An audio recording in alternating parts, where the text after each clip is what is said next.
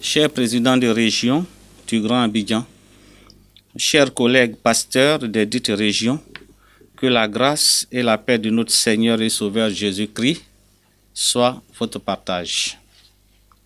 Suite au communiqué du Conseil national de sécurité, lu à la nation par le ministre secrétaire général de la présidence de la République, M. Patrick Achi, hier, jeudi 14 mai 2020, il m'a paru indiqué de m'adresser à vous à nouveau, comme ce fut le cas il y a une semaine aux régions de l'intérieur. Vu que les conclusions de cette réunion du Conseil national de sécurité assouplissent les restrictions imposées depuis le début de la pandémie, il me convient de vous informer que les activités des églises peuvent être reprises dans tout le Grand Abidjan selon les recommandations suivantes. Au titre de l'organisation des cultes, les pasteurs ne sont pas obligés de reprendre les cultes ce dimanche 17 mai 2020. La reprise des cultes est laissée à l'appréciation des pasteurs et peut se faire les jours qui suivent la date de l'annonce de la reprise des activités cultuelles. Le culte de dimanche seul pour l'heure est autorisé. Les rencontres des soirs sont suspendues. La durée des cultes est fixée à 1h30 ou 2h au maximum. Le nombre de personnes autorisées à prendre part au culte ne doit pas excéder 200. Les cultes des tout-petits sont suspendus eu égard au caractère imprévisible de ceux-ci. Les ados sont pris en compte dans l'effectif de 200 personnes admises au culte. Les églises qui ont plus de 200 membres sont invitées à organiser plusieurs cultes. Ils pourront disposer des samedis pour la tenue des cultes.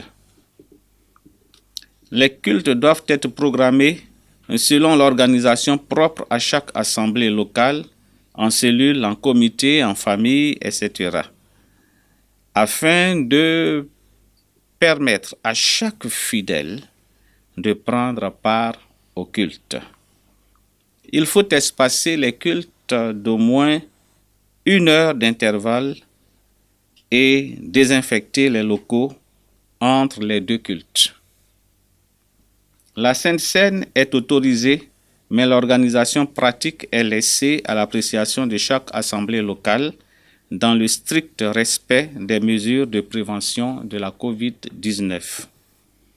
Le caractère particulier de nos cultes nous oblige désormais à réduire le nombre de personnes composant les groupes de louanges. Tous les autres aspects du culte sont autorisés. Le BEN encourage la poursuite des prédications en ligne comme un moyen d'atteindre le monde au-delà de nos assemblées locales. Au titre des mesures d'hygiène, 1. Veillez à la mobilisation et à la vigilance des services d'ordre et d'accueil à l'effet de faire appliquer strictement les mesures barrières. 2. Rendre obligatoire le lavage des mains à l'entrée des temples en disposant des seaux, du savon, des gels hydroalcooliques et des papiers essuie-tout. 3.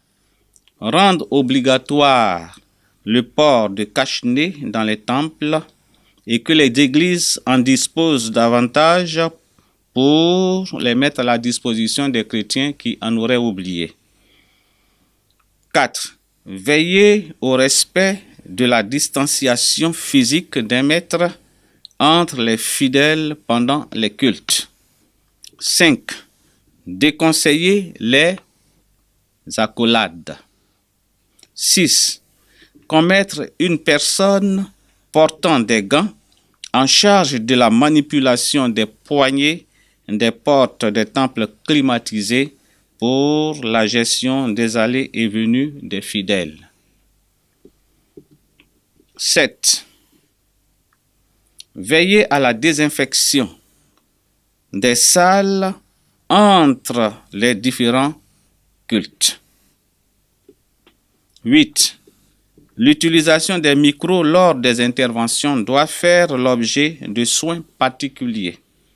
Il faut les désinfecter. Il faut veiller à mettre à la disposition de chaque intervenant une mousse pour le micro. Chers collègues serviteurs de Dieu, nous n'ignorons pas que cette période de déconfinement est une période délicate qu'il nous faudra gérer avec prudence. Nous appelons à votre vigilance pour lutter contre la propagation de la maladie. Accentuons la sensibilisation dans nos assemblées locales tout en comptant sur la toute-puissance de notre Dieu. Chers collègues, vous sachant d'ordinaire très respectueux des résolutions que nous prenons, nous vous remercions pour la bonne application que vous ferez de ces mesures-ci. Par le Saint-Esprit, aspirons au réveil en mettant notre maison en état. Avec Dieu, nous ferons des exploits. Il écrasera nos ennemis, dont le coronavirus. Que Dieu bénisse l'Église évangélique des Assemblées de Dieu de Côte d'Ivoire. Que Dieu bénisse tout le corps de Christ en Côte d'Ivoire. Que Dieu bénisse la Côte d'Ivoire, notre beau pays. Amen.